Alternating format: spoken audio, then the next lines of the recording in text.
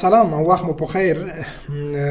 ستاسو د روغتیا او صحتمندۍ په هیله راځم تاسو ته نن یو د کمپیوټر په زده کړه کې یو بل مهم او په زړه پورې درس غواړم ریکارډ کم. څنګه تاسو د خپل ټلیفون سکرین د کمپیوټر په ډیسکټاپ باندې شیر کړئ یا څنګه تاسو خپل د کمپیوټر د ټلیفون صفحه پر کمپیوټر ووینئ. د دې لپاره زه به تاسو ته وښیم دلته چې څه ډول ما د خپل ټلیفون سکرین راخیستی دی، دلته مې شیر کړی دی. یعنې کوم کار چې زه په ټلیفون کې کوم دلته کولی شم په خپل کمپیوټر کې ووینم. نو دا کار څنګه کوو؟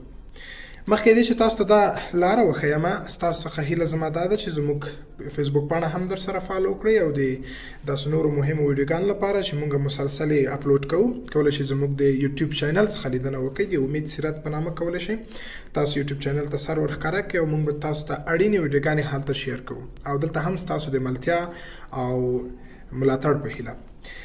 د دې لپاره چې تاسو د ټلیفون سکرین په کمپیوټر باندې شیر کړئ نو تاسو یو سافټویر ته ضرورت لرئ چې هغه سافټویر تاسو باید هم په کمپیوټر کې انسټال کړئ او هم په ټلیفون کې انسټال کړئ. د دې سافټویر لینک زه تاسو ته په ټلیګرام چینل باندې خپروم، تاسو کولی شئ له هغه ځای نه هم دا اپلیکیشن ډاونلوډ کړئ. په کمپیوټر کې تاسو راځئ د کمپیوټر مایکروسافټ سټور خلاصوئ، تاسو باید انټرنیټ سره وصل وئ. د کمپیوټر مایکروسافټ سټور به خلاص کړئ، په سرچ کې به تاسو ایزی کیسټ ولیکئ.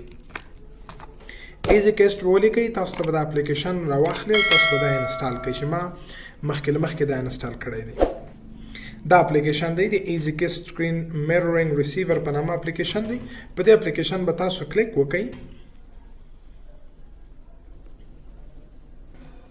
او وروسته له هغې داسې کې د ماته اپشن د لنچ راغلی ځکه دا ما انسټال کړی دی. تاسو دلته اپشن درکوي د انسټال په نامه، دا به انسټال کړئ. وروسته له دې چې دا مو انسټال کړه په کمپیوټر کې راخلاص به یې کړئ لکه دلته چې ما راخلاص کړی دی. زه به فعلا بیخي د ټلیفون سره یې ډسکنیکټ کړم، د صفحه به بیخي کلوز کړم وتړم. لاړ شه سټارټ ته، دلته د ایزی کیسټ هماغه سافټویر چې ما ډاونلوډ کړی دی هغه راغلی دی، دا به راخلاص کړي. په ټلیفون کې به تاسو لاړ شئ پلی سټور ته. په پلی سټور کې به همدغه ایزی کیسټ ولیکئ، په همدې آیکن باندې به په ټلیفون کې هم د اپلیکیشن ډاونلوډ کړئ. وروسته له دې به په ټلیفون کې هم اپلیکیشن راخلاص کړئ چې ما راخلاص کړی دی او دلته به هم په دې اپلیکیشن کلیک وکړئ تر څو دا سرچ شي. خو کله چې تاسو ټلیفون د کمپیوټر سره د دې اپلیکیشن په مرسته وصلوئ، تاسو باید د یو ډول وای فای سره وصل وئ، انټرنیټ کنیکشن باید ولرئ. نو زه منتظر پاتې کېږم تر څو دا کنیکټ شي او دلته اپشن راکړي. ما ته اپشن راکړي په ټلیفون کې د سټارټ په نامه. وروسته دې چې زه دا سکرین شیر کړم تاسو ته به دا اپشن نه وښیم. زه به په سټارټ ناو په ټلیفون کې کلیک وکړم تر څو دا سکرین د دې سره وصل شي. په دې ډول دا سکرین وصل شو د ټلیفون. البته د ټلیفون کنټرول به د ټلیفون نه کوئ، فقط دلته تاسو سره سکرین شیر کیږي.